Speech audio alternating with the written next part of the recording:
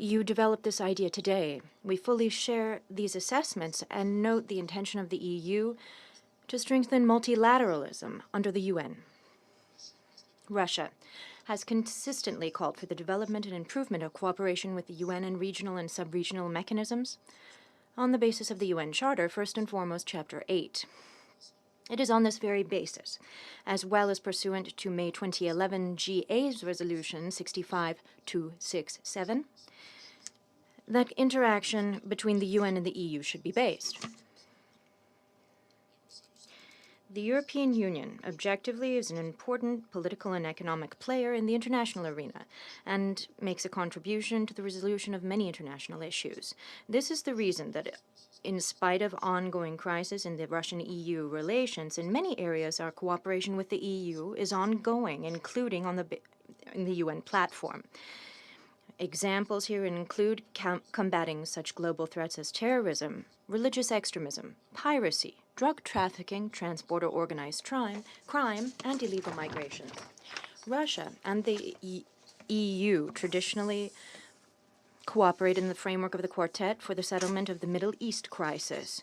We welcome the role of the European Union in attaining agreement on the Iranian nuclear issue. The Russian Federation and diplomacy worked hard here too. Mr. President, we expect that EU states will constructively participate in international efforts to move forward on a political settlement for Syria on the basis of agreed-upon parameters. These should be implemented fully and without preconditions.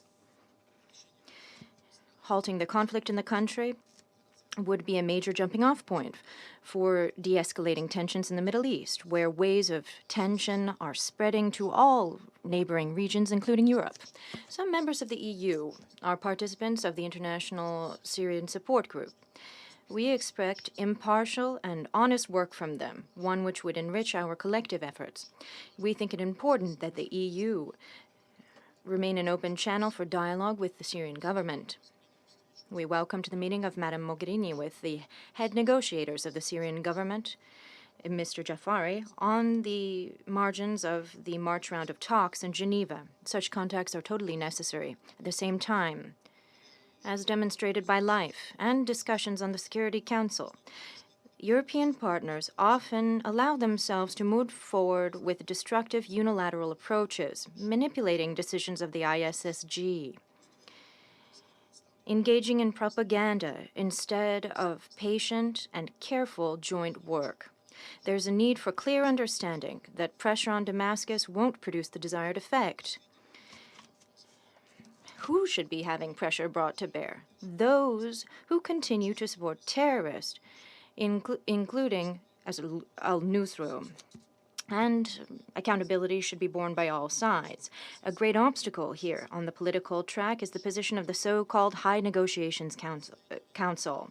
The representatives of the radical wing of the HNC aren't thinking about attaining compromise. They're focusing instead all of their ideas and actions on toppling the government. Yet, in Brussels, for some reason, there's a conclusion that these people are the only who express the view of the Syrian opposition. This, to say the least, is an exaggeration. Of utmost importance is ensuring the broad representative nature of the Syrian opposition, including Kurds from the Party of the Democratic Union. This is openly being obstacled by Turkey. We think that our European partners, using their influence to resolve this and other pressing issues having to do with the selfish and destructive policy of Ankara in Syria, is necessary. There's also a need for firm steps to make Turkey quit encroaching upon the sovereignty and territorial integrity of Syria, close channels for the outside fueling of terrorists, and finally close the Syrian-Turkish border. We note the futile effect of unilateral sanctions against Damascus, levied under the EU, by the EU and amongst others. Syrian civilians suffer from this. This is a true factor which significantly limits Syrians' access to medical services and medicines, as well as obstacles UN participation in infrastructure projects in peaceful neighborhoods and bringing them back to normal life. We're carefully following our European partners' steps in settling the crisis in Libya. We understand your concern regarding issues of security in the Mediterranean. We welcome efforts for swift instating of Libyan unity and its state institutions on the basis of the Skhirat agreements. However, there should be an understanding of the necessity of a peaceful settlement, which must be only Libyan-led. We expect that the Government of National Unity's composition will soon be approved by the House of Representatives as planned for by said agreement, and will garner support from the main forces in the country and become an actually functioning executive body. We were puzzled with the decision of the European Union here to include key Libyan players on the EU sanctions list. We're worried that attempts to punish in this way Libyan politicians would only further deepen divides. We're worried also about the growing threat of terrorism in Libya, in particular the flow of ISIL fighters from other states.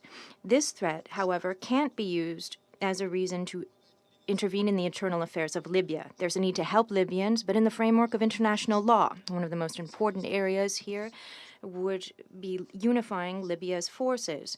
In a broader sense, there's a need to underscore the need for greater cooperation between international and regional initiatives on Libya. In turn, we supported on the Security Council resolution for the EU Sophia operation in the Mediterranean so as to cut off flows of legal migrants.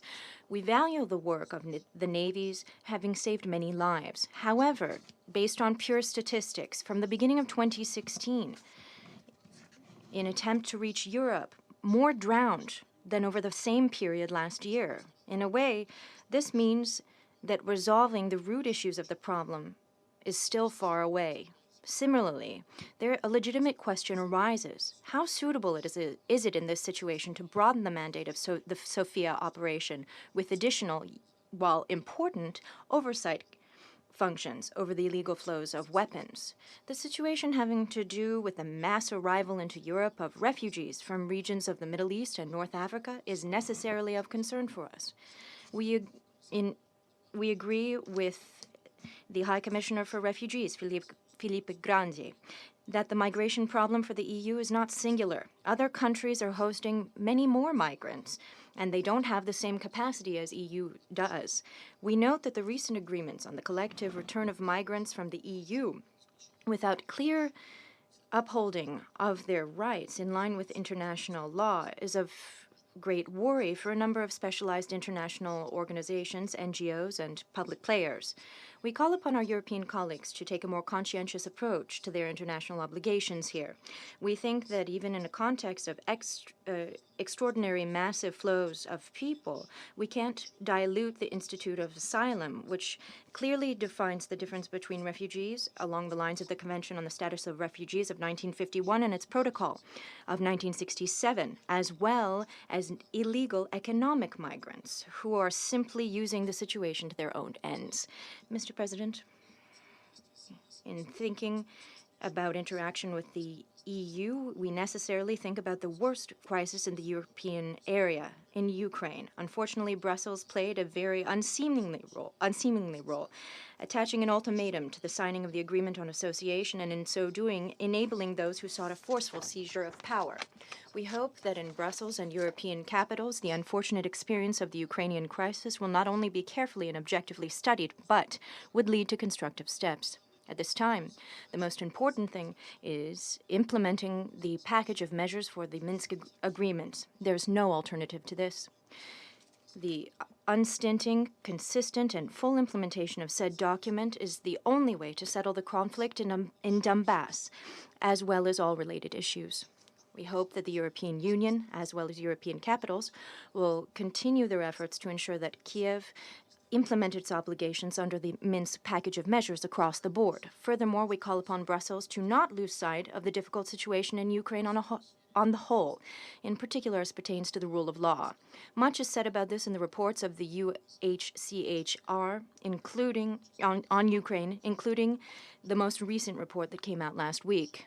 There's no progress in the investigation of such high-profile tragic events such as the shooting of people on Maidan and the killing of those in Mariupol, the fire in the Odessa House of Professional Unions. The truth must be told and perpetrators brought to justice. Mr. President, The growing tensions in the world, new threats and challenges are a irrefutable argument to strengthen coordination and interaction of the international community.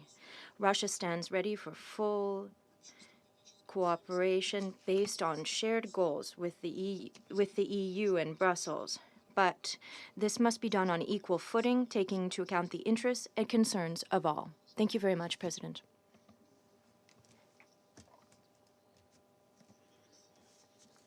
I thank the representative of the Russian Federation for that statement. I'd now like